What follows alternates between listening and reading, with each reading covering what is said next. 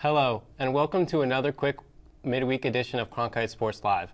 I'm Jack, sitting alongside Jorge, and Arizona State football is just a couple days away from its second game of the season. That's right. The Sun Devils will take on Oklahoma State on Saturday at Mountain America Stadium. Both teams are coming off wins in Week 1. Arizona State hoping for a more routine night this week compared to last week. Absolutely. We'll take you back to last Thursday night now to relive that experience. School is back in session, and the students are excited to pack up Mountain America Stadium.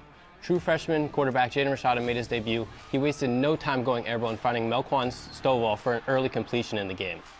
This set up Cameron Scatterbo for an easy 6 to get the Sun Devils on the board first.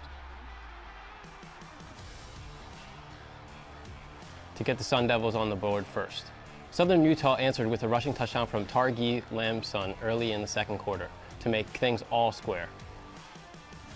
Later in the second, 4th and 8, ASU and the Sun Devils elect to go for it. Midfield, Rashada rolls out right and uncorks a touchdown. Xavier Gilly, 47 yards passing for the freshman to make it 14-7 Devils.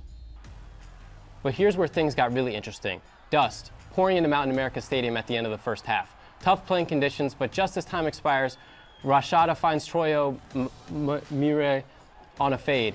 Make it 21-7 Sun Devils as ASU heads into the locker room, escaping the dust.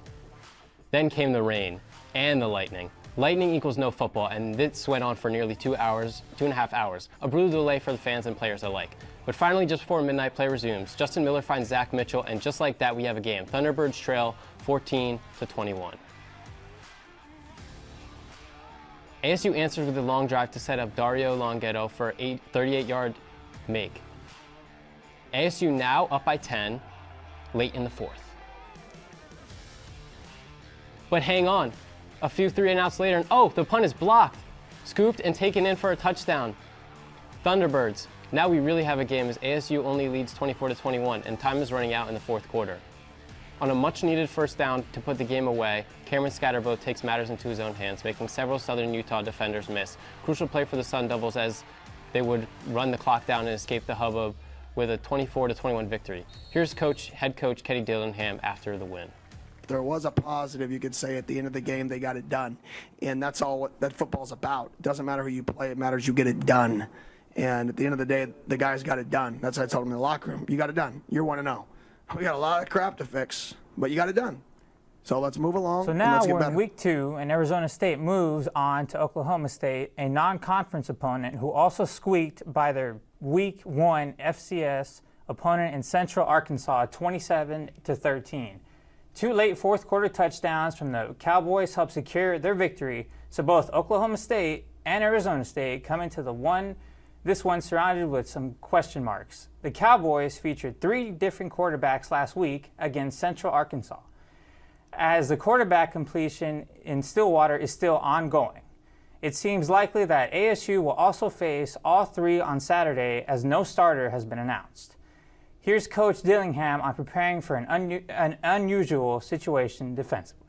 Yeah, I think they're all 3 somewhat similar players. I think they're just trying to figure out, they have 30 new scholarship players, and I think they're trying to figure out who can do what with the live bullets. And you can say practice is going to simulate that, but there's a reason veteran quarterbacks have success. There's a reason year 2 of starting quarterbacks, the jump is so drastic. So I think part of that is them trying to figure out their own roster. And I think the only way you can do that is to practice multiple players in a game. So that'll do it for our quick check-in on the Arizona State football team. ASU and Oklahoma State kick off at 7:30 Pacific Standard Time on Saturday at Mountain America Stadium. Should be an interesting one, to say the least. For Jack, I'm Jorge, and we thank you for tuning in. We'll catch you next time.